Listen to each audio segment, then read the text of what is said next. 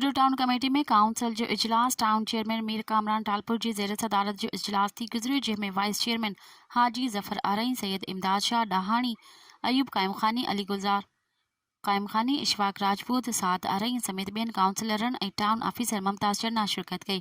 इजलास में शहर में तरक़ियाती कमनि, हद दख़लीन, सफ़ाई सुथराई, सेवरेज सिस्टम, पीअण जे पाणी, स्ट्रीट लाइट ऐं ॿियनि मसइलनि जे हल लाइ उपाउ वठी जुडो शहर जे फलाह ऐं बहबूद लाइ फ़ैसिला कया विया।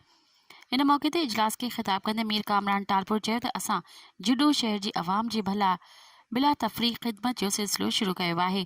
जुडो शहर जा मसइला हल करणु असांजी अवलियन तरजीह आहे। असांजी कोशिश आहे त काउंसिल जी गॾियल लाइ अमल सां शहर जी तोड़ी कॉलोनियुनि में जल्द ई तरक़ियाती कमनि जो सिलसिलो शुरू कयो वेंदो।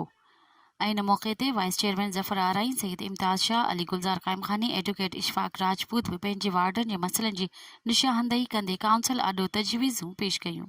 मज़ीद ख़बरनि ऐं तफ़सीलात लाइ विज़िट कयो असांजी वेबसाइट www.awamiNewsHD.com ऐं ॾिसंदा रहो अवामी न्यूज़ HD।